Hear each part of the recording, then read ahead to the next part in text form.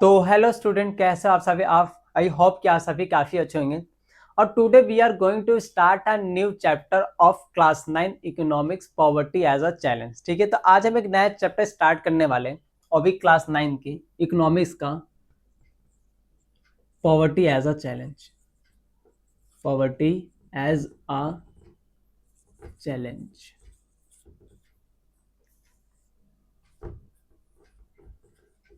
Class 9।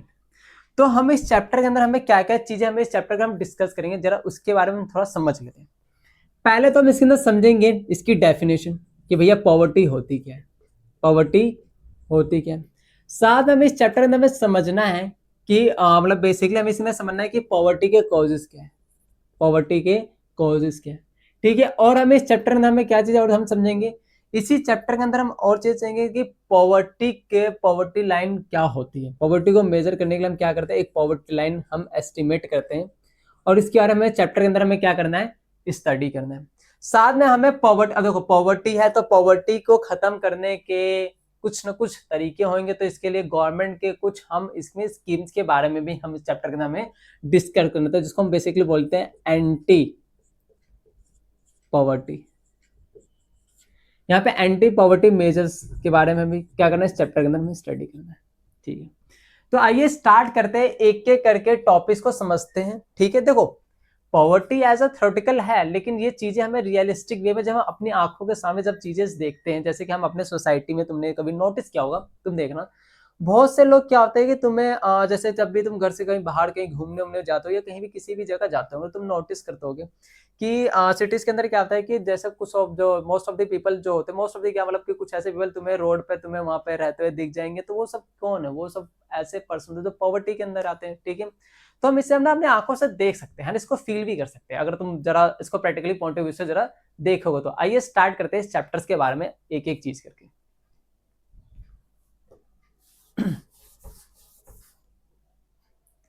पहले तो हम समझेंगे पॉवर्टी होती क्या है। पहले हम इसके अंदर क्या समझेंगे कि भैया पॉवर्टी है क्या। देखो पॉवर्टी का मतलब होता है जब कोई भी पर्सन अपनी बेसिक नेसेसिटी ऑफ लाइफ के अंदर, बेसिक नेसेसिटी जो लाइफ के लिए जो नेसेसरी होती है चीजें, जब वो उसको फुलफिल नहीं कर पाता, तो हम बोलते हैं कि भैया ये जो पर्सन है ना क्या है, पॉवर्टी के अंदर। इतनी बात हमें क्लियर होगी। पॉवर्टी बेसिकली जैसे हम बोल सकते हैं कि देखो बेसिक नेसेसिटी ऑफ लाइफ क्या है, जो हमारे जीवन व्यापन के लिए इंपॉर्टेंट, मतलब इसके बिना तो सर्वाइव करना थोड़ा सा डिफिकल्टी तो है। जैसे ही मैं बात करता हूँ आज के टाइम में फूड की मैं बात कर लेता हूँ, आज के टाइम में मैं बात कर लेता हूँ, जैसे कि फूड की मैंने बात कर ली, शेल्टर की बात कर लेते हैं, क्लोथ्स की बात करते हैं। ये क्या होता है, हमारे एनसीईआरटी सब चीजों को बोलता है बेसिक नेसेसिटी ऑफ लाइफ कहता है। लेकिन अगर जरा थोड़ा एनसीईआरटी से अबव होकर हम जरा समझे, तो क्या यही आज के टाइम में, अगर मैं आज के टाइम के अकॉर्डिंग, मैं प्रेजेंट डे के अकॉर्डिंग, अगर प्रेजेंट टाइम के अकॉर्डिंग मैं चीजों को जरा समझूं, तो क्या मैं इन्हीं चीजों को मैं डिटरमाइन करके मैं बोल सकता हूँ कि भैया ये पर्सन जो है पॉवर्टी के अंदर कंसिडर किया जाएगा? अरे बहुत चीजें, जैसे कि मैं बोल सकता हूँ कि मैं यहाँ पे बोल सकता lack of education, lack of access to health care, है ना। अगर कोई पर्सन एक बेसिकली हेल्थ केयर को भी अगर वो एक्सेस नहीं करता, वो भी पॉवर्टी के अंदर काउंट होगा। अगर मैं थोड़ा सा और पॉइंट ऑफ व्यू बात करूँ, तो यहाँ पे हम बात कर सकते हैं कि बेसिकली अनएम्प्लॉयमेंट, है ना, ये भी तो एक मेजर है पॉवर्टी के कारण। देखो पॉवर्टी का सबसे बड़ा मेजर कारण अनएम्प्लॉयमेंट ही है। अगर जरा दिमाग लगाओ, जरा सोचो, अगर कोई पर्सन एम्प्लॉयड होगा, क्या होगा, वो एम्प्लॉयड होगा, मतलब उसके पास जॉब है, तो क्या करेगा, उसको भैया सैलरी मिलेगी। क्या मिलेगी, सैलरी मिलेगी। सैलरी मिलेगी तो पैसा आएगा। सारा जर भैया पैसे का है, सारा प्रॉब्लम हमारे यहाँ पैसे का है। ठीक है, पैसा, ऑफ कोर्स सी बात है, सैलरी आएगी, पैसा आएगा, तो क्या वो फूड परचेस कर पाएगा? अरे हाँ भैया, फूड ले पाएगा, फूड ले पाएगा, क्लॉथ भी ले पाएगा, हाँ ले पाएगा क्लॉथ। ठीक है, साथ में क्या कर पाएगा, और साथ में अगर मैं बात करूं, तो वो हेल्थ केयर को भी एक्सेस कर पाएगा। क्या वो हेल्थ केयर को एक्सेस नहीं कर पाएगा? हाँ कर पाएगा। तो जरा समझ रहे ना कि कहीं ना कहीं पैसा ही मेन, मतलब कि मेन प्रॉब्लम है, जिसकी वजह से लोग क्या होता है, पॉवर्टी के अंदर चले जाते हैं। देखो पॉवर्टी में क्या होता है कि जब किसी पर्सन की इनकम, मान लो किसी पर्सन की इनकम 40,000 है, जरा समझना, और किसी पर्सन के जो उसके एक्सपेंसेस है या एक्सपेंडिचर में बोल लूँ, तो कितना लगभग मान लो 30,000 का लगभग उसका खर्चा है ना, पूरा कटबड़ी, तो 10,000 बंद उसके बच रहे हैं। तो ऑफ कोर्स सी बात है, ये पॉवर्टी के अंदर ये ह्यूमंस काउंट है, इसकी सेविंग में हो रही है, और उसके जो बेसिक जो नेसेसिटी ऑफ लाइफ के अंदर जो जुड़ी, वो भी क्या कर पा रहा है, वो फुलफिल कर पा रहा है। लेकिन समटाइम्स क्या होता है कि जब किसी पर्सन की सैलरी क्या होती है उतनी नहीं होती, मतलब उसकी इतनी मिनिमम सैलरी हो ही नहीं पाती जिससे वो बेसिक नेसेसिटी ऑफ लाइफ तक की चीजों को भी फुलफिल नहीं कर पाता है, तो हम बोलते हैं कि भैया ये पर्सन जो है ना पॉवर्टी के अंदर है। किसके अंदर आएगा? पॉवर्टी के अंदर है। क्या इतनी बातें समझ आई? ये सब चीजें हम अपने रियलिस्टिक वे में देख सकते हैं, हम इसको अपने अपने हम सोसाइटी के अंदर, सोसाइटी में हमें सारी चीजें देखने को मिलती है। हमारी सोसाइटी में वो लोग भी रहते हैं जो इन सब चीजों को अफोर्ड कर पाते हैं, हमारी सोसाइटी में वो लोग तक भी रहते हैं जो इन सब चीजों को अफोर्ड नहीं करते, उन सब चीजों मतलब कि बेसिक जो नेसेसिटी ऑफ लाइफ के लिए इंपॉर्टेंट है। ठीक है, अगर इतनी सारी चीजें समझ आए तो हम आगे इसको समझते हैं।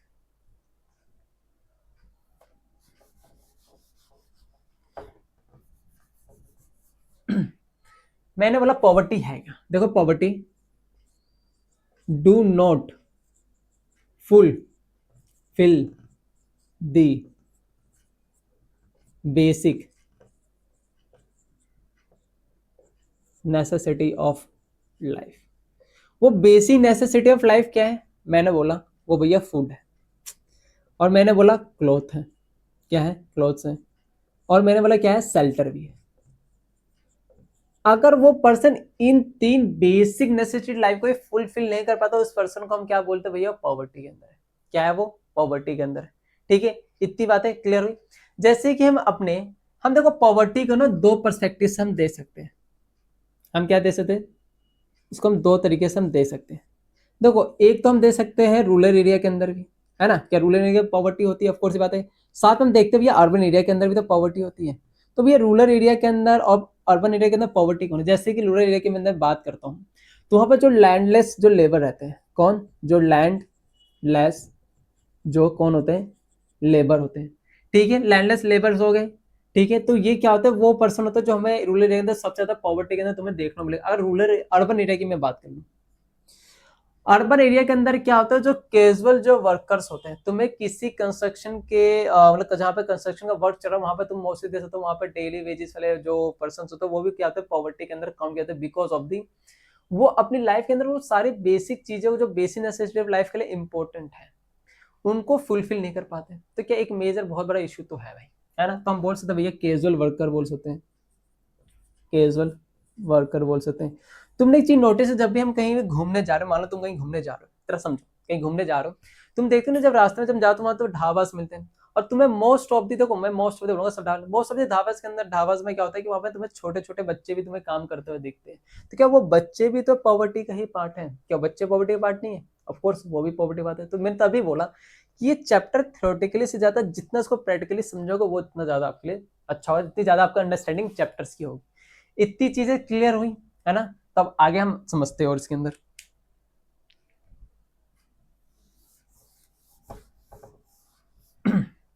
देखो किसी भी कंट्री के अंदर ना, इन a country, in a country, ठीक है, इन अ कंट्री बेसिकली हम बोल सकते हैं टू टाइप्स ऑफ पॉवर्टी। कितनी तरह की पॉवर्टी होती है? दो तरह की पॉवर्टी होती है। जरा इसको समझते हैं। एक होता है, कितनी तरह की पॉवर्टी होती है किसी भी कंट्री के अंदर? किसी भी कंट्री के अंदर दो तरह की पॉवर्टी होती है, एक तो अब्सोल्यूट पॉवर्टी होती है, एक तो रिलेटिव पॉवर्टी। कौन सी पॉवर्टी? एक होती है अब्सोल्यूट, ठीक है, अब्सोल्यूट पॉवर्टी। एक कौन सी पॉवर्टी होती है? रिलेटिव पॉवर्टी होती है, रिलेटिव पॉवर्टी होती है। दोनों में क्या डिफरेंस है? देखो अब्सोल्यूट और देखो मोस्ट ऑफ तुम्हें अब्सोल्यूट पॉवर्टी जो देखने को मिलेगा जो डेवलपिंग कंट्री होती है। कौन सी कंट्री? जो डेवलपिंग कंट्री, जो डेवलप कर रही है। और हमें रिलेटिव पॉवर्टी कहाँ जाता है देखने में? जो डेवलप्ड कंट्री होती है। क्या होती है? Developed country. देखो क्या है, इन दोनों डिफरेंस है क्या, जरा समझते हैं। एब्सोल्यूट पॉवर्टी का मतलब होता है कि जब किसी कंट्री के अंदर, मतलब कि किसी कंट्री के रहने वाले पर्सन, अगर वो बेसिक नेसेसिटी ऑफ लाइफ के लिए जो चीजें इंपॉर्टेंट है उसको अगर अफोर्ड नहीं कर पा रहा, तो हम उसको बोलते हैं भैया क्या? उसको हम बोलते हैं एब्सोल्यूट पॉवर्टी बोलते हैं। ठीक है, एब्सोल्यूट पॉवर्टी बोलते हैं। जैसे कि बेसिक नेसेसिटी ऑफ लाइफ के लिए जो इंपॉर्टेंट है वही है क्लॉथ है, फूड है और शेल्टर, मोस्टली यही देखा गया। लेकिन रिलेटिव पॉवर्टी का मतलब होता है जब उस पर्सन की जो इनकम होती है उस कंट्री के एवरेज इनकम ऑफ द, जो सोसाइटी की एवरेज इनकम जो है, अगर उससे ज्यादा है तो बढ़िया भैया, फिर वो रिलेटिव पॉवर्टी का पार्ट है। अगर उसकी इनकम उससे लेस देन है तो वो किसका पार्ट होता है, वो बेसिकली हो जाता है, हम उसको बोलते हैं भैया रिलेटिव पॉवर्टी कहते हैं। क्या इतनी बातें समझ आई, है ना, इतनी बातें समझ आई। तो चलो इसको जरा देख लेते हैं। तो रिलेटिव पॉवर्टी मैंने क्या बोला, डू नॉट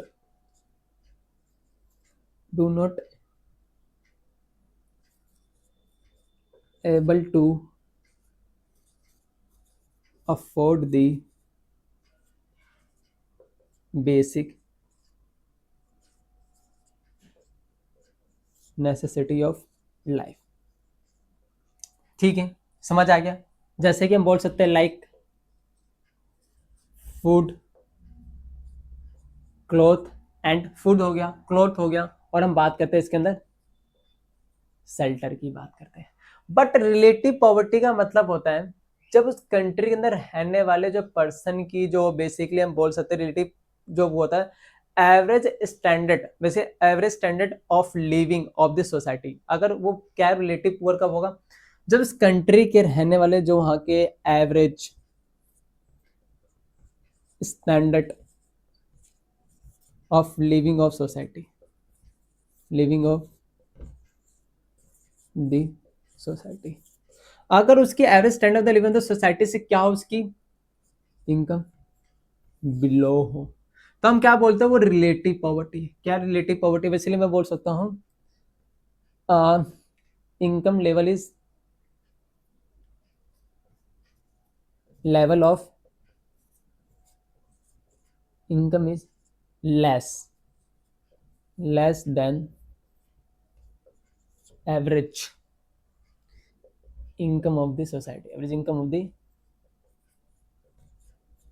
सोसाइटी। जैसे मैं एग्जांपल में यूएसए ले सकता हूँ, इसके एग्जांपल तो है भाई, इंडिया है ऑफकोर्स, सी बात है। इसके अंदर हम क्या ले सकते हैं, यूएस को भी हम इसके अंदर एग्जांपल एज अ कंसिडर हम कर सकते हैं। क्या इतनी बातें समझ आई, है ना, इजी था काफी।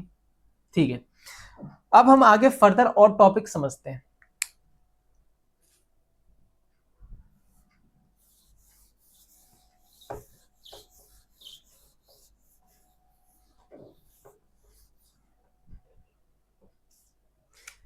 Poverty as a seen by social scientist, अगला टॉपिक है हमारा poverty as a seen by social scientist. ठीक है, अब हमारे, अगर मैं सोशली देखूं तो किन लोगों को मैं बोल सकता हूँ भैया कि पॉवर्टी के अंदर कंसिडर किए जाएंगे, नहीं किए जाएंगे। देखो बेसिकली ना पॉवर्टी को मतलब इंडिकेट, मतलब कि बेसिकली मतलब कि मतलब मेजर करने के कुछ इंडिकेटर्स होते हैं, indicator use to relate the poverty. ठीक है, कुछ क्या होते हैं, इंडिकेटर होते हैं, इंडिकेटर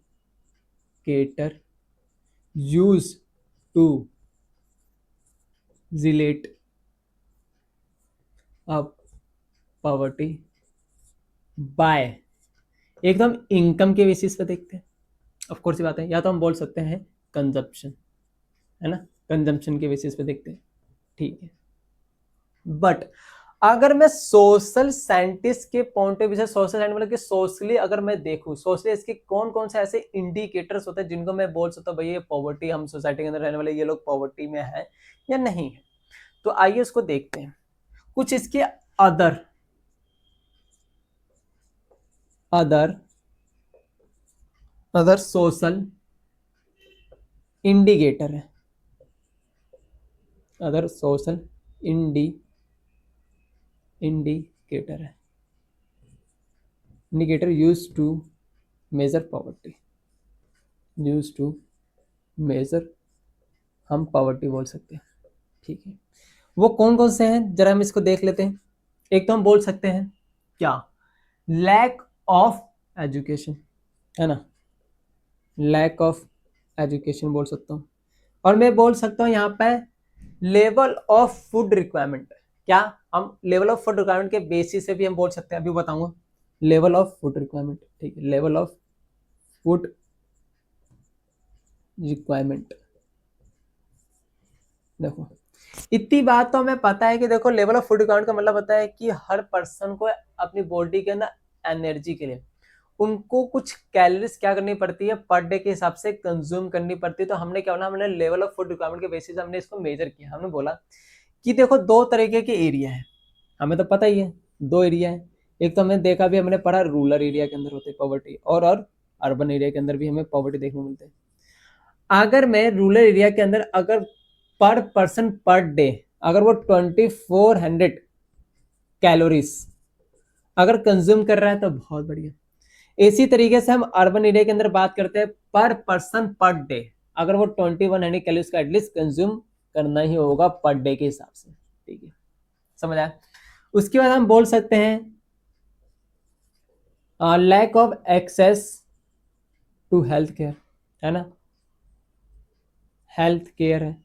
ठीक है, और हम इसके अंदर क्या दे सकते हैं, lack of access to safe drinking water, है ना, ये भी तो हम बोल सकते हैं, lack of access to safe drinking water, lack of access to safe drinking water, safe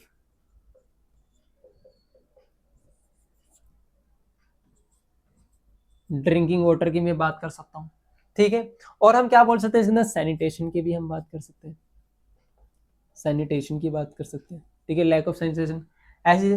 तो कुछ ऐसे कुछ सोशल इंडिकेटर होते हैं जिनका यूज करते हैं हम पॉवर्टी को मेजर करने के लिए, क्या करने के लिए, हम पॉवर्टी को मेजर करने के लिए।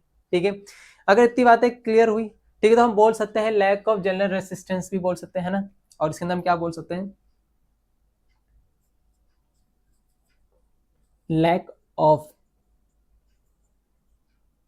General resistance. ठीक है, ड्यू टू मल न्यूट्रिशन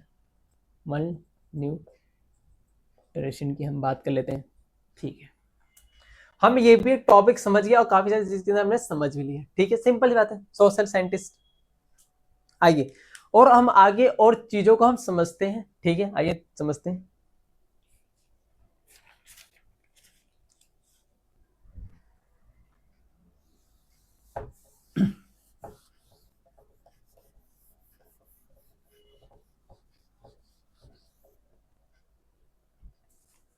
देखो, अगर मैं बात करूं तो एनालिसिस ऑफ पॉवर्टी, अगर मैं एनालिसिस ऑफ पॉवर्टी, पॉवर्टी का एनालिसिस जो होता है बेस्ड ऑन किन बेस पे किया जाता है, इसके दो बेस होते हैं। एक होता है सोशल एक्सक्लूजन होता है, अभी हम इसके बारे में समझेंगे है क्या भैया सोशल एक्सक्लूजन।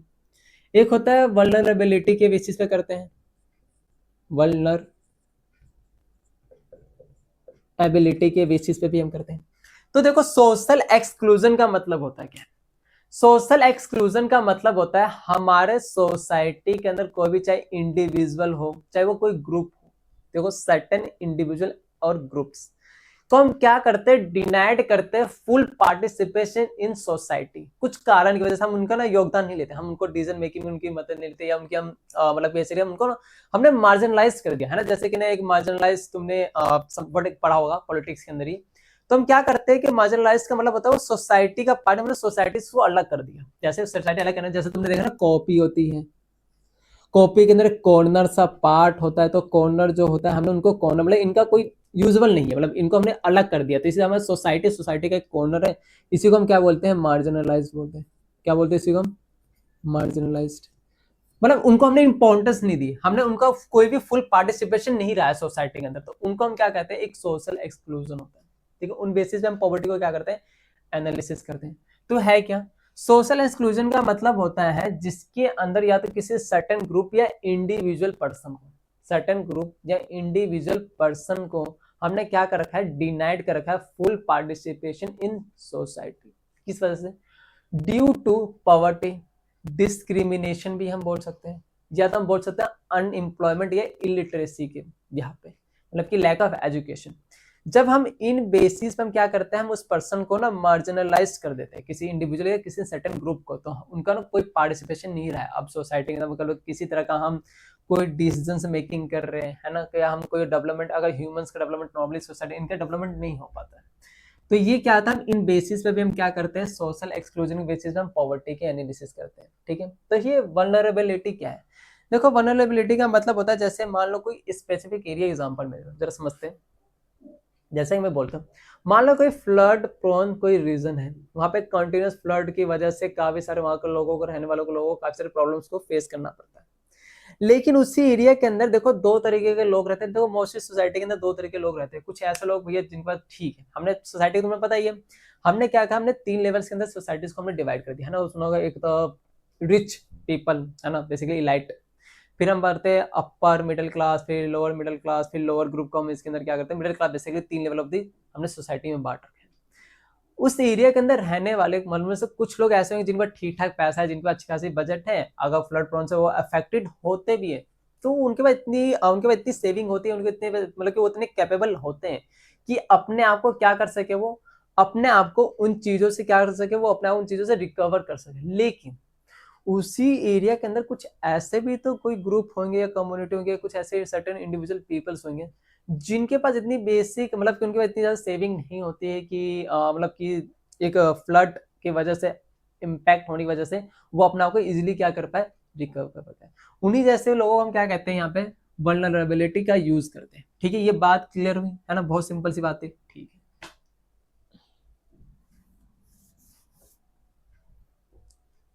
तो हम बोल सकते हैं social exclusion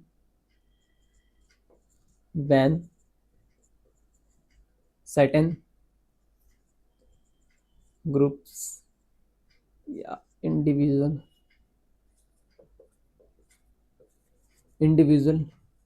are denied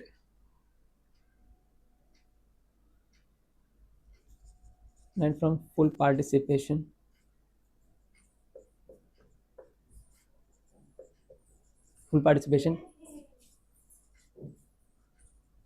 in society due to किसकी वजह से, एक पॉवर्टी इसका रीजन हो सकता है ना, या तो कभी डिस्क्रिमिनेशन की वजह से, है ना, हमारे स्टूडेंट कितनी ज़्यादा डिस्क्रिमिनेशन उनके बेसिस पे भी हो सकता है। ठीक है, या तो हम बोल सकते हैं तो डिस्क्रिमिनेशन हो गया, पॉवर्टी हो गया, हम साथ में क्या बोल सकते हैं, lack of education, lack of education and unemployment, है ना, ये भी एक बहुत बड़ा रीजन है। ये तो देखने को मिलता भी हमें सोसाइटी के अंदर सारी चीजें, है ना।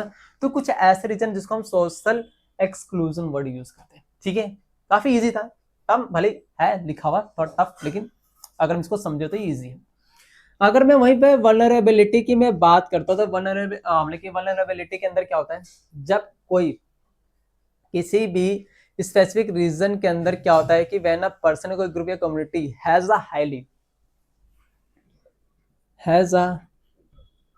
highly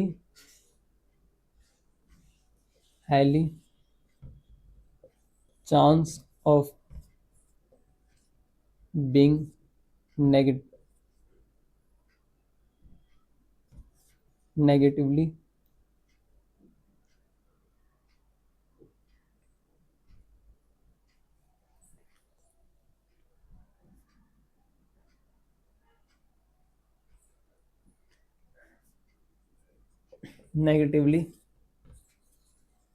अफेक्टेड, क्या होता है वो नेगेटिवली अफेक्टेड होता है, बिकॉज क्या होता है, नेगेटिवली अफेक्टेड होते हैं बिकॉज दे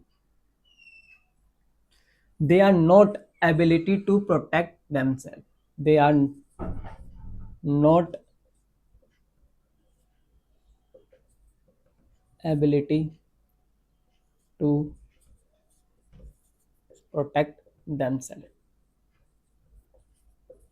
ठीक है, ये चीजें हमें समझ आ गई। ठीक है, आगे और फर्दर हम टॉपिक को समझते हैं और इसके अंदर और चीजों को हम समझते हैं।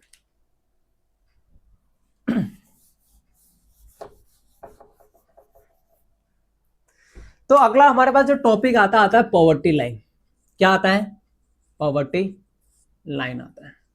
ठीक है, ये भी थ्योरेटिकली है, लेकिन हम थोड़ा प्रैक्टिकली समझेंगे, हम इसके सोसाइटी के अंदर इसकी इंप्लीकेशन को हम जरा देखेंगे। आइए देखते हैं। तो देखो हमने क्या किया, तो पॉवर्टी बेसिकली हमने एक लाइन ड्रॉ कर दी। हमने क्या कर दी, एक लाइन ड्रॉ कर दी। हमने बोला, हमने क्या, बेसिकली गवर्नमेंट ने एक लाइन ड्रॉ की। गवर्नमेंट ने बोला अगर कोई पर्सन, अगर इस लाइन को भी, अगर वो उतनी चीजों को भी अगर फुलफिल कर पा रहा, तो हमने क्या करते हैं, इस लाइन के ऊपर वाले जो लोग हैं उसको हमने एपीएल नाम दे दिया। इस लाइन के बिलो वाले जो लोग हैं उसको हमने नाम क्या दे दिया, बीपीएल। तुम देख सकते हो, अगर इसे रूरल एरिया के अंदर देखो तो रूरल एरिया के अंदर वहां पर रहने वाले लोगों को ना, देखा है हमने, कार्ड बनते हैं। क्या बनते हैं? कार्ड। एपीएल का कार्ड बनता है और बीपीएल का कार्ड बनता है। फिर एपीएल और बीपीएल में क्या डिफरेंस है? देखो, एपीएल का मतलब होता है अबव पॉवर्टी लाइन। आप इस पॉवर्टी लाइन से अबव में हो, मतलब आपके पास इतना, आप इतने अफोर्डेबल, आपके पास आप इतने एबल हो कि आप बेसिक नेसेसिटी लाइफ को क्या कर पा रहे हो, जो उसके इंपॉर्टेंट चीज आप उसको अफोर्ड कर पा रहे हो।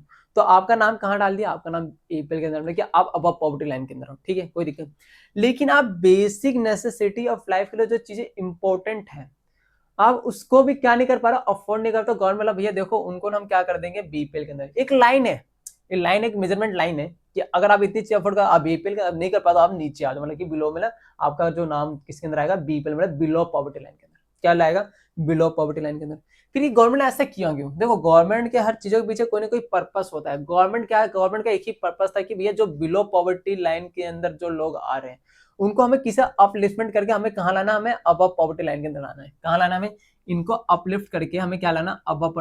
तो अपलिफ्टमेंट कैसे होगी? स्कीम्स, बेसिकली क्या, स्कीम्स। इनके लिए कुछ हमें बेनिफिट देने पड़ेंगे ना, तो होता है।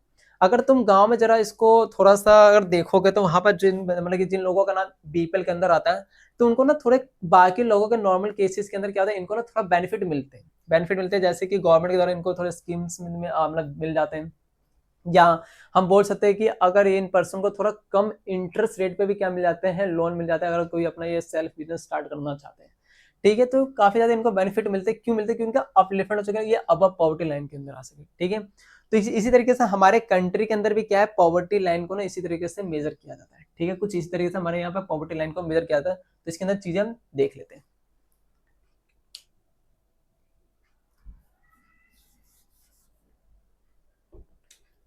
देखो, हम पॉवर्टी को मेजर कैसे करते हैं?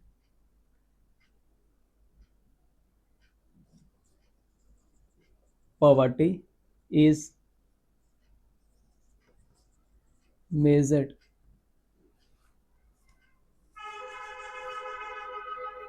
on the basis of income, या तो हम बोल सकते हैं कंजप्शन। यही तो कुछ रीजन है ना। इनकम और कंजम्पशन के बेसिस पे हम क्या करते हैं, पॉवर्टी को यहाँ पे मेजर करते हैं, ठीक है। इतनी बातें क्लियर हो गई। अब देखो, हमने बोला पॉवर्टी के अंदर क्या है, पॉवर्टी लाइन को डिटरमाइन किससे किया जाता है, तो हम बोल सकते हैं determine the poverty line, poverty line by, poverty line को हमने किसके द्वारा मेजर किया है, बाय, हम बोलते हैं इसके अंदर क्या बोलते हैं, लेवल ऑफ फूड रिक्वायरमेंट। हम क्लोथिंग की बात कर लेते हैं। यहाँ पे मैंने क्या बोला, मतलब कि लेवल ऑफ फूड रिक्वायरमेंट हो गया, है ना। हमने क्लोथिंग की बात कर ली, ठीक है। तो measure by level of food requirement, जिसके अंदर हमने जस्ट समझा था, लेवल ऑफ फूड रिक्वायरमेंट को, वही on the basis of calories. किन बेसिस पे हमने कैलोरीज की, रूरल और अर्बन, हमने इसका क्या कर दिया, बाइफरगेट कर दिया। हमने बोला रूरल के अंदर भैया कितनी कैलोरीज चाहिए, भैया कम से कम 2400 कैलोरीज पर पर्सन पर डे। अर्बन के अंदर मैंने क्या बोला था, 2100 कैलोरीज की बात की थी। चलो ठीक है। उसके बाद हमने क्या देखा, अभी हमने लेवल ऑफ फूड रिक्वायरमेंट हो गया। हमने किसके ऊपर बात करी, फुटवेयर। फुटवेयर भैया आप इतने एबल हो क्या, फुटवेयर भी एटलीस्ट परचेस कर पा रहे हो, अब उसको एबल हो या नहीं हो, है ना। तो ये भी इसके अंदर डिटरमाइन किया जाता है, ठीक है। फुटवेयर की हमने बात कर ली। हमने बात कर ली एजुकेशन के बेसिस पे, एजुकेशन में या हम बोल सकते हैं एक्सेस टू हेल्थ केयर, ठीक है, हेल्थ केयर हमने ये भी देख लिया। हमने इसके अंदर और क्या देख लिया, हमने और चीजें क्या देख ली इसके अंदर, अगर मैं इसके अंदर और चीजों को अगर मैं डिटरमाइन करूं, तो हमने इसके अंदर और क्या चीज, तो हमने देख लिया फुटवेयर, देख लिया education, access to health care भी हमने देख लिया, ठीक है। और इसके अंदर बोल सकते हैं कि मेडिकल रिक्वायरमेंट एक्सेट्रा, ये सारी चीजें क्या होती है इसके अंदर, सब चीजों को हम देखते हैं। फ्यूल एंड लाइट, ये भी एक फ्यूल एंड लाइट, ठीक है। तो ये कुछ ऐसे, मतलब कि हम कुछ इस तरीके से हम पॉवर्टी लाइन को क्या करते हैं, हमारे कंट्री के अंदर डिटरमाइन किया जाता है। क्या कहता है, डिटरमाइन किया जाता है। अच्छा ठीक है। अब जब पॉवर्टी लाइन जो होती है वो क्या होती है, इसके मेजरमेंट कौन करता है, इसको हमारे डेटा देता कौन है, वो देता हमारे कंट्री के अंदर एक ऑर्गेनाइजेशन जिसको बोलते हैं NSSO, national sample survey organisation होती है, ठीक है।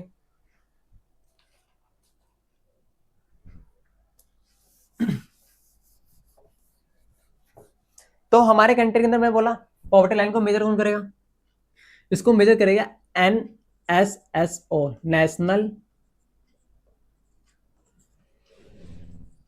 सैंपल सर्वे ऑर्गेनाइजेशन, ठीक है। इसके मतलब समझ गए। ये जो डेटा पब्लिश करती है पीरियोडिकली करती है,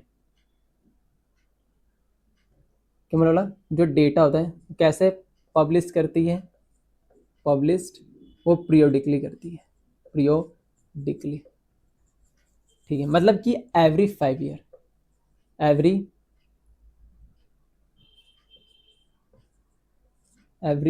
5 ईयर पे, हर 5 साल पे डेटा क्या करती है, ये पब्लिश करते हैं, ठीक है। तो इतनी चीजें हमें समझ आ गई, ठीक है। और हम आगे टॉपिक्स को समझते हैं।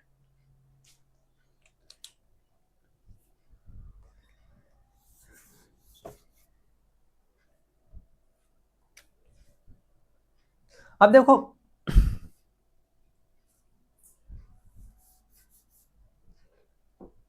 अगला टॉपिक हमारे पास क्या आता है, वल्नरेबल ग्रुप आते हैं, ठीक है। वल्नरेबल ग्रुप आते हैं। अभी हमने थोड़ा समझा था वल्नरेबिलिटी क्या होती है, अब हम वल्नरेबल ग्रुप की बात करते हैं। बेसिक क्या होता है, मतलब कि हमारे सोसाइटी के अंदर रहने वाले कुछ ऐसी मतलब कि ग्रुप बोल सकते हैं या तो कुछ ऐसे individual person are not able, मैंने क्या बोला, are not able to afford to afford their basic need. कुछ ऐसे इंडिविजुअल पर्सन या तो कुछ ऐसे ग्रुप्स जो क्या होते हैं, वो इतने ज्यादा कैपेबल नहीं होते, मतलब इतने एबल नहीं होते able to afford their basic needs, कि अपने बेसिक नीड्स को भी क्या कर सके, वो फुलफिल कर सके, ठीक है। मोस्टली इस वल्नरेबल ग्रुप के अंदर हम बात कर सकते हैं जैसे कि एससीज की बात कर लो, या तो मैं बात कर सकता हूँ एग्रीकल्चर लेबर्स की, मैं बात करता हूँ कौन, एग्रीकल्चर लेबर्स की मैं बात कर लेता हूँ, ठीक है। ये भी इसके अंदर काउंट जाते हैं। एंड अगर मैं बोलना हो तो क्या हो सकता है, जैसे सिटीज के अंदर, मतलब तुमने देखा होगा जो अर्बन एरिया के अंदर कौन होते हैं, जो मतलब वैसे जो कैजुअल वर्कर्स होते हैं ना, वो भी तो काउंट हो जाएंगे।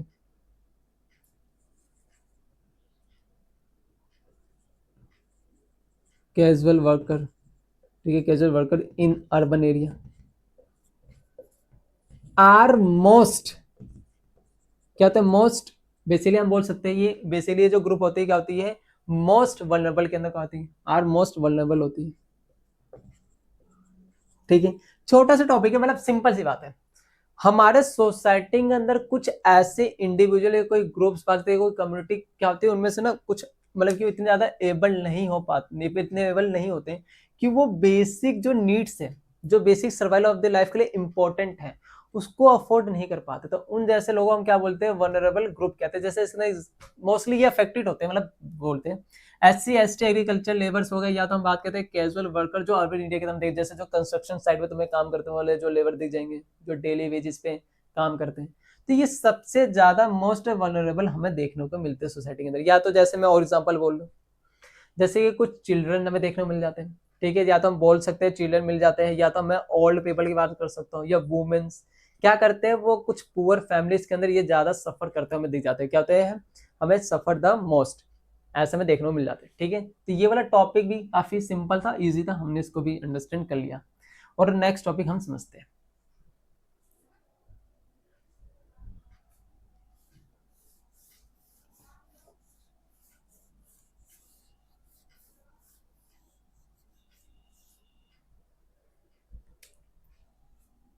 अगला टॉपिक आता है इंटर स्टेट डिस्पैरिटीज, डिस्पैरिटीज, ठीक है। अब देखो इंटर स्टेट डिस्पैरिटी क्या है। अगर मैं पॉवर्टी की बात करूं तो मैं पॉवर्टी के रेशियो की बात करूं, पॉवर्टी रेशियो क्या हर देखो हमारे स्टेट के अंदर काफी सारे स्टेट्स हैं, है ना, स्टेट्स हैं। क्या सभी स्टेट के अंदर पॉवर्टी का जो रेशियो होगा क्या सेम रहेगा, उनमें से कुछ ऐसे स्टेट होंगे जहाँ पे पॉवर्टी बहुत ज्यादा एक्सट्रीम लेवल पे होते हैं, कुछ ऐसे स्टेट होंगे जहाँ पे कम होंगे, कुछ ऐसे स्टेट जहाँ पे बहुत ज्यादा कम होंगे, जिन्होंने रिड्यूस किया होगा पॉवर्टी को। जैसे एग्जाम्पल बताता हूँ, देखो मैं एग्जाम्पल ले सकता हूँ, जैसे कि मैं बोलता हूँ पंजाब और हरियाणा। अच्छा, पंजाब और हरियाणा ने क्या किया, पॉवर्टी को क्या किया, उन्होंने रिड्यूस किया है with the help of agriculture growth. Agriculture growth कर उन्होंने पॉवर्टी को क्या किया है, लेस किया है। ऑफकोर्स एग्जाम्पल है। अगर मैं इसी तरह से बात करूं तमिलनाडु की, मैं बात केरला, अगर मैं केरला का एग्जाम्पल, तो केरला मतलब केरला के गवर्नमेंट ने क्या किया, वहां पे ह्यूमन रिसोर्स डेवलपमेंट के ऊपर उन्होंने ज्यादा फोकस किया, जिसकी वजह से वहां पे हमें पॉवर्टी थोड़ा कम देखने को मिलता है। तो कहने का बस इस टॉपिक का एक ही पॉइंट ऑफ व्यू बनता है, क्या हमारे कंट्री के अंदर हर जगह, हमारे कंट्री में जितना स्टेट है उस स्टेट के अंदर क्या हर जगह पॉवर्टी का जो रेशियो है वो सेम नहीं है, कहीं पे अगर ज्यादा है तो कहीं पे कम है। जैसे मैं ऐसे में बिहार का एग्जाम्पल, तो वहाँ पे बिहार में हमें पॉवर्टी थोड़े से ज्यादा लेवल पे हमें देखने को मिल सकता है।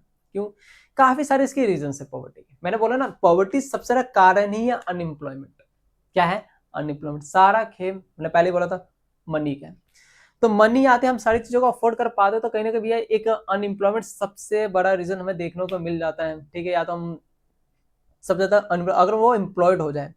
एम्प्लॉयड का मतलब भी ये नहीं है कि भैया क्या करते हैं कि कुछ लोग कम सैलरी पे काम करते हैं, तो वही बात है ना कि हमारे खर्चे तो ज्यादा है तो हमारी सैलरी तो थोड़ी ज्यादा होनी चाहिए। ठीक है, तो यहाँ पे समझ रहे ना कि यहाँ पे हमें बस एम्प्लॉयमेंट करने की जरूरत है। ठीक है, तो मैंने बोला पॉवर्टी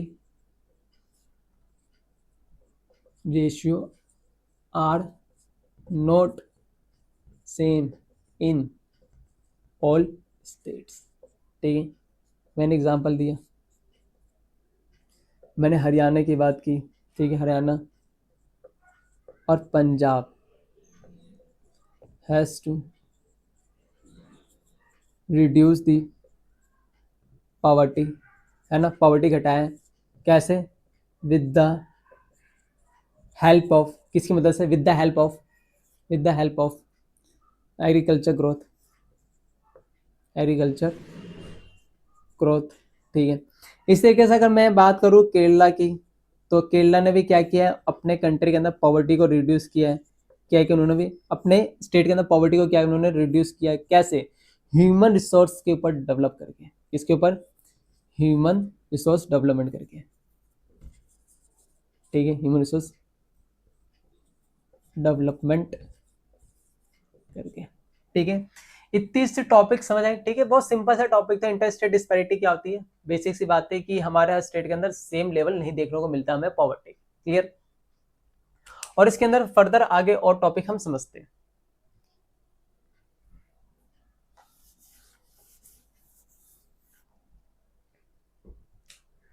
अगर मैं अगला टॉपिक बोलता हूं, क्या है, global globe global poverty scenario, global poverty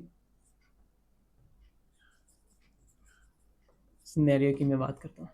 ठीक है, हम देख सकते हैं कि देखो पॉवर्टी किसी एक कंट्री की प्रॉब्लम्स नहीं है। पॉवर्टी, मैंने क्या बोला, पॉवर्टी सिर्फ किसी एक कंट्री प्रॉब्लम नहीं है, बहुत सारी कंट्रियों को क्या करती है, पॉवर्टी अफेक्ट करती है। क्या करती है, पॉवर्टी अफेक्ट करती है।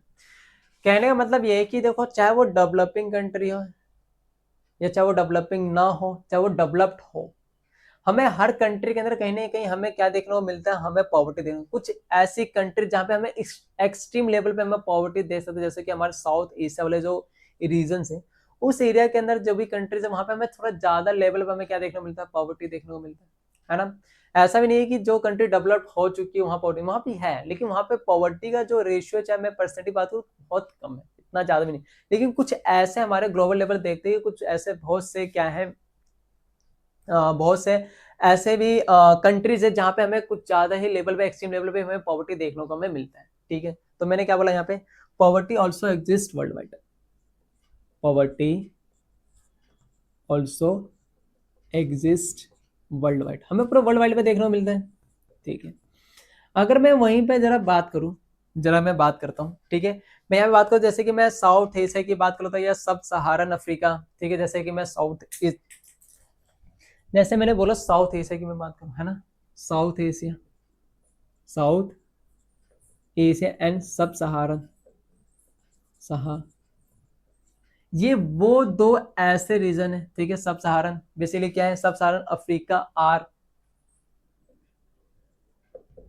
Africa are the most affected area है या मोस्ट अफेक्टेड रीजन, ठीक है।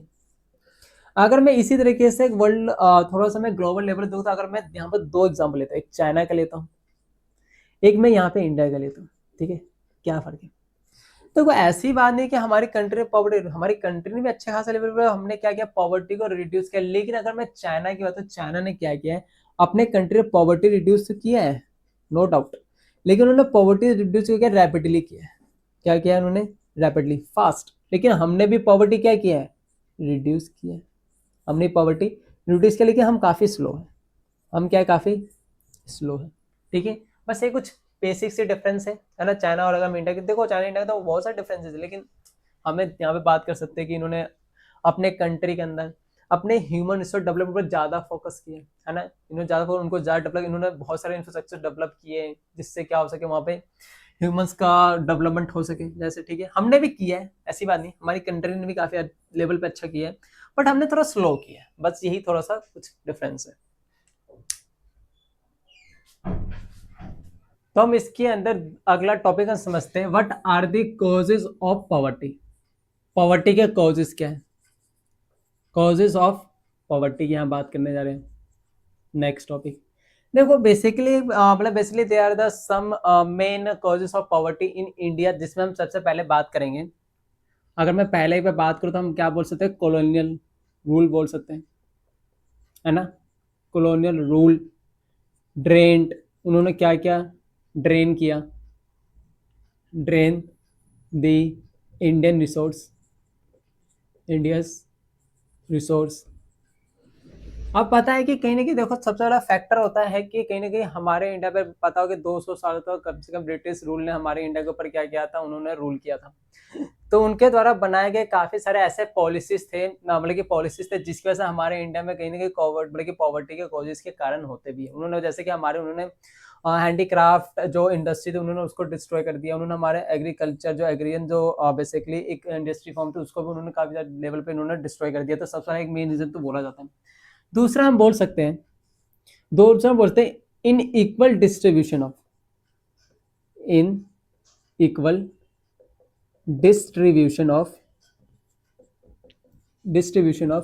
Land and resources. हम बात कर सकते हैं कि जो लैंड का और जो रिसोर्सेज का जो हमारी सोसाइटी के अंदर मतलब कि जो डिस्ट्रीब्यूशन है वो क्या है, इनइक्वल लेवल पे।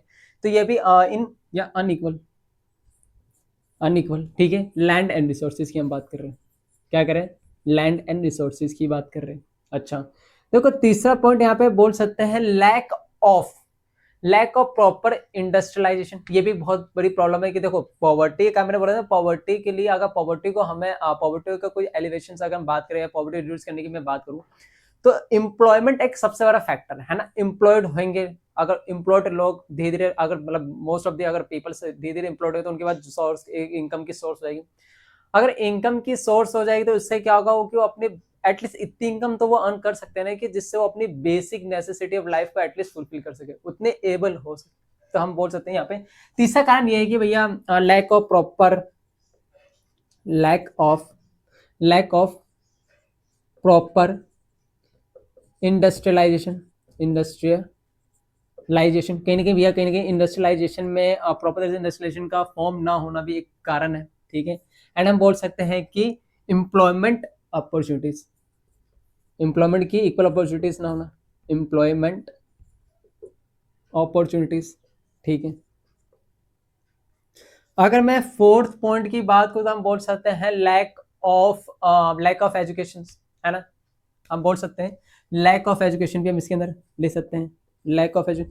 देखो लैक ऑफ एजुकेशन का मतलब एजुकेशन देना is different, better quality of education is different. Better quality क्या कहना चाह रहे हैं, मैंने बोला देखो आज के टाइम में कितना नॉलेबल चीजें चाहे हम कितनी बोले, लेकिन प्रैक्टिकल इंप्लीकेशन होना कितना इंपॉर्टेंट है। हम एक काम करें, हम अपने सारे जितने भी यूनिवर्सिटीज लेवल पे है, चाहे मैं हाई स्कूल लेवल की बात करूँ, तो हम क्यों एक ऐसा सब्जेक्ट ऐड कर दे जिसमें साथ में जो स्टूडेंट्स हैं उनको नॉलेजेबल चीजें समझाए रहे, प्रैक्टिकल साथ में एक ऐसे सब्जेक्ट ऐड करें जिससे वो अपने स्किल पर वर्क कर सकें। क्या कर सके, स्किल पर वर्क करते, वो स्किल उनको इसलिए हेल्पफुल करेगी आगे चलकर वो कहीं जॉब में एटलीस्ट वो खुद एक सेल्फ एम्प्लॉयड तो हो सके। तो हमें एक स्किल वाली चीजें भी हमें पढ़ाने की जरूरत है, तो यहाँ पे उसकी बात कर रहे हैं।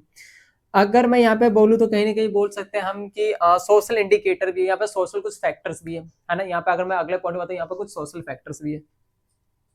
सोशल, देखो सोशल फैक्टर्स के अंदर क्या क्या आ सकते हैं, जैसे कि मैं बोल सकता हूँ कास्ट सिस्टम, क्या मैं कास्ट सिस्टम की मैं बात कर सकता हूँ, है ना। तो कुछ ऐसे फैक्टर्स है एक्सेट्रा। ये बेसिकली ये जो हमने 5 पॉइंट यहाँ पे हमने जो समझा वो क्या है, पॉवर्टी के कॉजेस है। क्या ये सारी चीजें पॉवर्टी के, अच्छा ठीक है कॉजेस है, इसके कुछ सोल्यूशन, तो हाँ सोल्यूशन है हमें। देखो यहाँ पे के लिए unequal distribution of land resources है, तो हम सिंपल सी बात है, हम सिंपल बोल सकते हैं कि लैंड रिफॉर्म्स करते हैं। अगर यहाँ पे मैंने लिखा है local proper industrialisation employment opportunity बात करते हैं, तो हम क्या करते हैं, हमें एम्प्लॉयमेंट क्रिएट करने की जरूरत है, जिसके लिए हमें ज्यादा हमारे इंडिया के अंदर में क्या इंडस्ट्रियलाइजेशन में कुछ इंफ्रास्ट्रक्चर हमें डेवलपमेंट करने पड़ेंगे, ठीक है। अगर मैंने लिखा है यहाँ पे लैक ऑफ एजुकेशन मतलब better quality of education provide करना। अब बेटर क्वालिटी ऑफ एजुकेशन का मतलब हो सकता है कि हमें एजुकेशन सिस्टम के अंदर रिफॉर्म करने की जरूरत है। हमें कुछ ऐसे स्कूल लेवल पे, कॉलेज लेवल पे हमें कुछ ऐसे सब्जेक्ट भी जो वोकेशनल होने चाहिए, मतलब कि ऐसे जो स्किल बेस्ड हो, क्या हो, स्किल बेस्ड सब्जेक्ट्स हमें पढ़ाने की जरूरत है स्कूल्स के अंदर, चाहे मैं कॉलेज लेवल्स में बात कर लूँ। और पांचवा पॉइंट हमारा क्या था कि भैया सोशल फैक्टर्स, कास्ट सिस्टम। तो यहाँ पे ये कुछ चीजें थी जो हमने इसके अंदर पॉवर्टी की हमने कॉजेस की हमने बात की, ठीक है। अब नेक्स्ट टॉपिक हम इसके अंदर समझते हैं।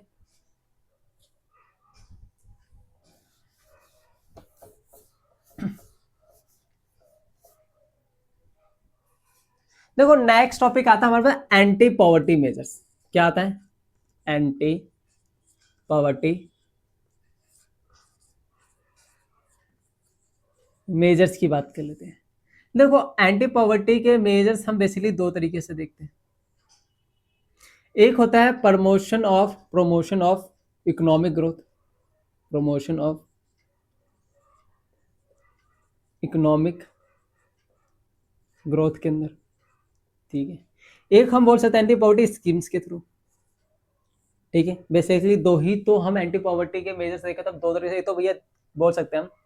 एक हम बोल सकते हैं कि प्रमोशन ऑफ इकोनॉमिक ग्रोथ कर, एक हो सकता है कि गवर्नमेंट के द्वारा कुछ हमें ऐसे मतलब कि बेसिकली कुछ स्कीम्स हमें लाने पड़ेंगे जिससे जो पॉवर्टी को हमारे कंट्री के अंदर क्या सके, रिड्यूस कर सके, अगर पॉवर्टी एलिवेशन हमें करना है।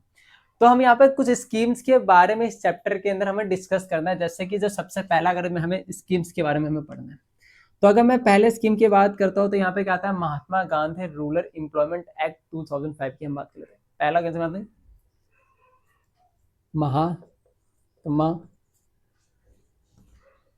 गांधी रूरल एम्प्लॉयमेंट एक्ट 2005 की बात कर रहा हूँ, ठीक है। इसका एम क्या था, है ना। अब स्कीम है ये जो एक्ट है, इसके कुछ एम भी होंगे। इसका एम था कि गवर्नमेंट का कहना था कि हमें क्या करना है, हमें ना 100 दिन का हमें क्या करना है, रोजगार प्रोवाइड करना है। और रोजगार क्या प्रोवाइड करना है, एवरी हाउस होल्ड को क्या करना है, 100 दिन का वेजेस एम्प्लॉयमेंट, कौन सा एम्प्लॉयमेंट, वेज एम्प्लॉयमेंट हमें क्या करना है, हमें प्रोवाइड करना है, ठीक है। ठीक है, इतनी बात समझ आई। तो इसका एम क्या था, 100 days provide provides a 100 days of wage employment to every household।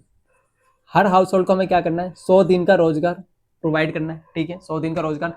साथ में बोला गया कि लगभग इससे क्या होगा, इससे क्या होगा, इससे हम क्या इंश्योर कर सकते, to ensure a livelihood security.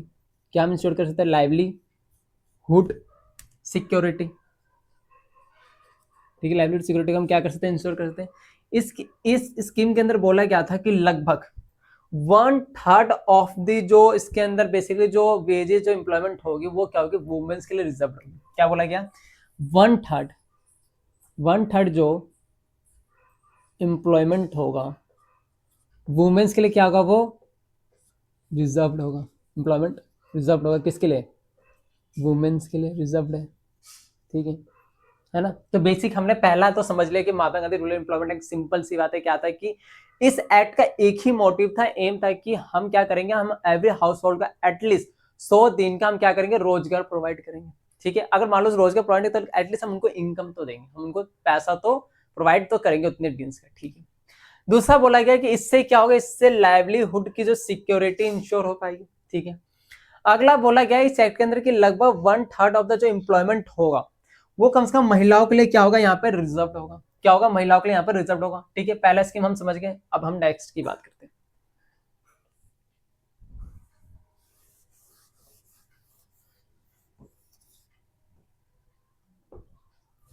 अगला आता है प्राइम मिनिस्टर रोजगार योजना। नेक्स्ट कौन सा आता है, प्राइम मिनिस्टर रोजगार योजना। ठीक है, अगर मैं इस वाले स्कीम की बात करूं तो इस वाले स्कीम को स्टार्ट कब किया गया था, 1993 में। ठीक है, अगर इस एक्ट की मैं बात करूं, इसे लॉन्च कब किया, इसको लॉन्च किया गया था 1993 में। इसके भी कुछ एम होंगे, हाँ होंगे। इसके एम था create a self employment, create a self employment opportunity. हम क्या करेंगे, हम सेल्फ एम्प्लॉयमेंट अपॉर्चुनिटीज हम क्या करेंगे इसके अंदर, हम इस स्कीम के अंदर हम क्रिएट करेंगे। ठीक है, क्या करेंगे, क्रिएट करेंगे। हेल्प इन सेटिंग, जिससे क्या होगा, help in setting up small businesses, उनके हम स्मॉल बिजनेसेस को सेटअप करने में हेल्प करेंगे। जैसे कि हम उनको कम इंटरेस्ट रेट पे हम उनको लोन प्रोवाइड करेंगे। ठीक है, जैसे कि हम क्या कर सकते हैं, हम बेसिकली टैक्स के अंदर उनके लिए कुछ मतलब कि रिबेट कर सकते हैं, है ना। तो ऐसा बोला है कि हम उनके लिए क्या करें, उनकी हेल्प करेंगे इसके थ्रू। जो भी मतलब कि जो भी क्या करना चाहता है, जो भी अपने स्मॉल बिजनेसेस क्या करना चाहता है, स्टार्ट करना चाहता है। ठीक है, जिससे क्या हो सकती है, एक सेल्फ एम्प्लॉयमेंट अपॉर्चुनिटीज क्या हो सकती है, क्रिएट हो सकती है। ठीक है, ये स्कीम था। ठीक है, अब इसके अंदर हम नेक्स्ट स्कीम की हम बात कर लेते हैं।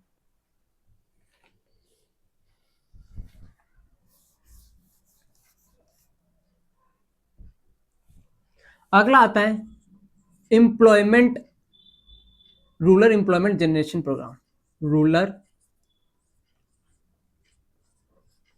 Employment generation programme.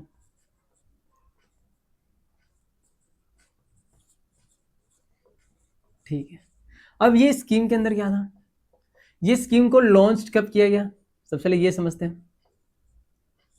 स्कीम को हम बोल सकते, स्कीम को लॉन्च किया था 1995 में। कब किया गया था, 1995 में।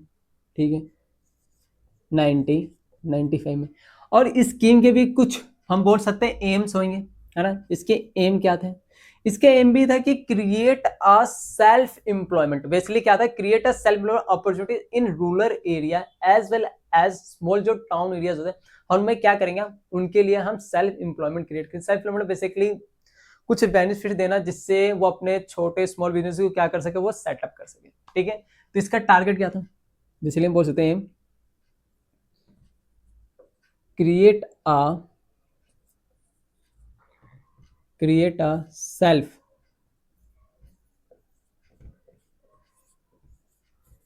Employment opportunities.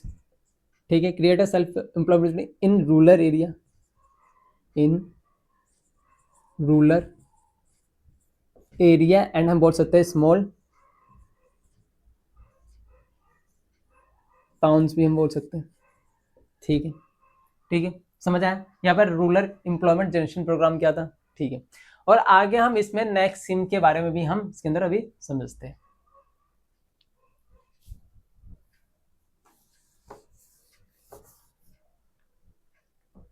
अगला आता है स्वर्ण जयंती, स्वर्ण जयंती रोजगार स्वरोजगार योजना, ग्राम ग्राम रोजगार योजना था। ठीक है, ग्राम स्वरोजगार योजना,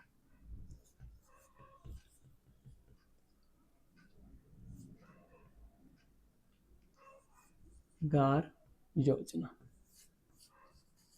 ठीक है।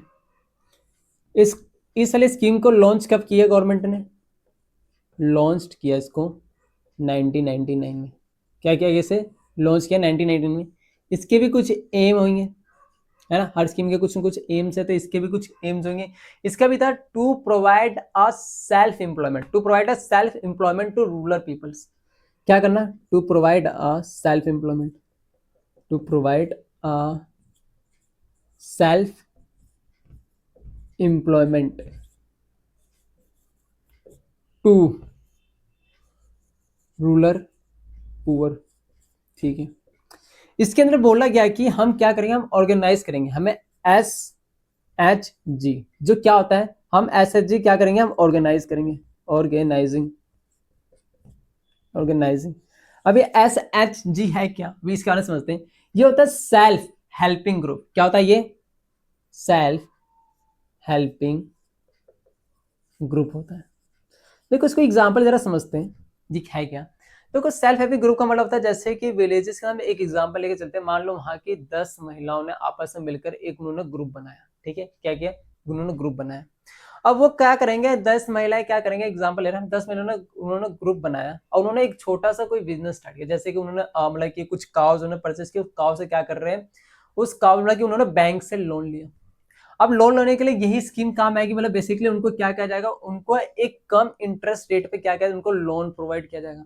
और वो लोन के पैसे क्या करेंगे, कुछ गाय वो परचेस करेंगे, है ना। अब कुछ गाय परचेस करने के बाद क्या करेंगे, उनसे वो जो दूध निकलेगा, उस दूध को क्या करेंगे, वो सेल करेंगे लोकल कॉर्पोरेटिव स्टोर, वहां के जो लोकल कॉर्पोरेटिव स्टोर, उसको सेल करके क्या करेंगे, वो पैसा अर्न करेंगे, क्या करेंगे, वो इनकम अर्न करेंगे। और साथ में क्या करते चलेंगे, अपने जो उन्होंने लोन लिया था, इससे क्या होगा, उनकी जो लोन की रिपेमेंट भी धीरे धीरे होती रहेगी। तो क्या पता एक सेल्फ एम्प्लॉयमेंट क्रिएट नहीं हुआ नहीं आता, यही था। इसी को बोलते हैं SHG, ठीक है, सेल्फ हेल्पिंग ग्रुप्स। क्लियर हुआ? अब इसके अंदर नेक्स्ट हम जैसे हमारा चौथा था, एक लास्ट और हम समझ लेते हैं कि लास्ट वाला हमारे पास कौन सा था।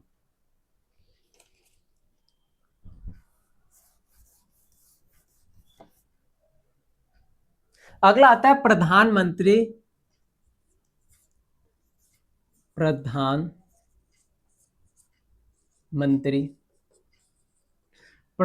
ग्रामोदय योजना, है ना। कौन सा था? प्रधानमंत्री मतलब की ग्रामोदय योजना, ग्रामोदय योजना, ठीक है। अब ये था क्या, इसको इस लॉन्च कब किया था गवर्नमेंट ने?